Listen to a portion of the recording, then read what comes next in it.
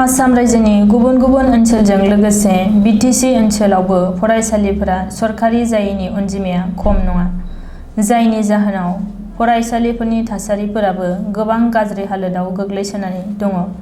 बिदिनो चिरां जिल्लानि भारत-भुटान सिमनायाव थानाय मालिभिटा ओनसोलनि फरायसाफोरनो गोग्गो आरो गोजौ सोलोंथाइ होनायनि थांखिजों 1992 मायथाइयाव गायसनजानाय मालिभिटा गोजौ फरायसालिया दिनैसिमावबो सरकारनि गनायथि आरो थोजासे हेफाजाब मोननो हायाखै। बे फरायसालिया थांनानै दंमोन सरकारनि एसे एनै अनसुंथाइ आरो ओनसोलनि रायजो राजाफोरनि अनसुंथाइजों। नाथाय दिनैसिमबो लकडाउननि गोहोम गोग्लैनायनि जाहोनाव रायजो राजाफोर आरो सरकारा अनसुंथाइ हरनो हायैयाव, फोरोंगिरिफोरनो दान बान्था होनो हायैयाव जेंनायाव गोग्लैदों फरायसालिनि सामलाय आफादा। बिनिखायनो फरायसालि सामलाय आफाद, फोरोंगिरि आरो ओनसोलनि मेलेमजिबिफोरा मा राहायै फोरोंगिरिफोरनो दान बान्था होनो हायो बिनि राहा लामा नागिरनानै जेबो राहा मोनैलाय लटारिखौनो होनानै एसे एनै रां आरजिनानै फोरोंगिरिफोरनो दान बान्था होनायनि थांखि लादों होननानै फोरमायदों लटारि सामलाय आफादनि आफादगिरि लैथो मोसाहारिया।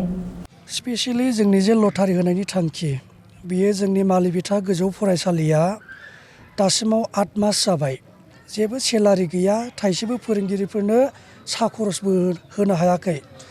जाहोना जाबाय जों एडक ग्रेन्ट मोनोमोन सरकारनिफ्राय, बे एडक ग्रेन्टखौ थांनाय बोसोराव मोनाखिसै, जायनि थाखाय फोरोंगिरिफोरनो थाइसेबो फैसा होनो हायासै।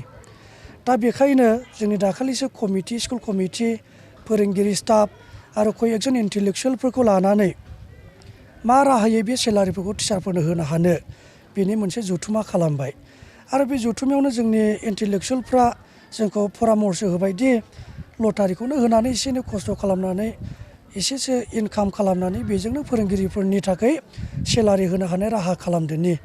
आरो जों बे थांखिखौनो लानानै दिनै बे लटारिखौ होनाय जादों आरो। ओरैनोथ' जोंनि नैबे मालिभिटा गोजौ फरायसालियाव स्टाफ हिसाबै एलडिखौ लाफानानै गासै 16 जन दङ।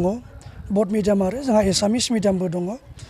बेनिफ्राय फरायसाफोरा गासै 200 जनसो अर्थात 200सो फरायसाफोर दङ बेयाव।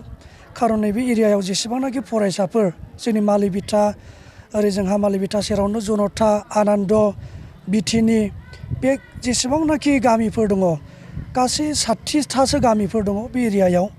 बे एरियानि फरायसाफ्रा बेयावनो फरायजोबो आरो बेबायदि।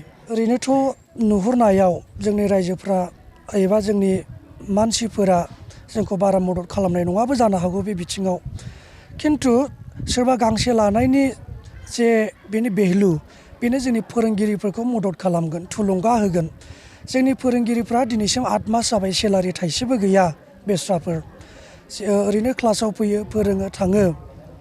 दा बै जोंनि लटारि लानायनि जे फैसा, बे इनकामखौनो जोङो सेलारि होनो होननानै सावरायलायबाय। खारन जोंहा जेबो गुबुन सर्स गैया।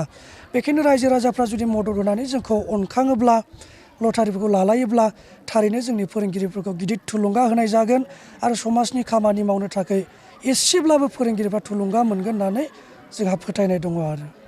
ओरैनोथ' जोंहा सिगांनिफ्रायनो खावलायनाय दंबाय थाखायो आरो जोंनि स्कुलनि जे प्रसेस बेबो बारा गाज्रियाव नङा।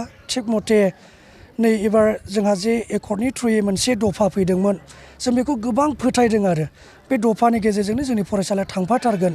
आसामाव जेखि सरकार फैयाथों मानो बिथांमोना बे एकर्डनि स्पिरिटजोंनो जाहाथे बेखौ मावफुंनानै होयो, जोंहा गिदिर फोथायनाय दङ।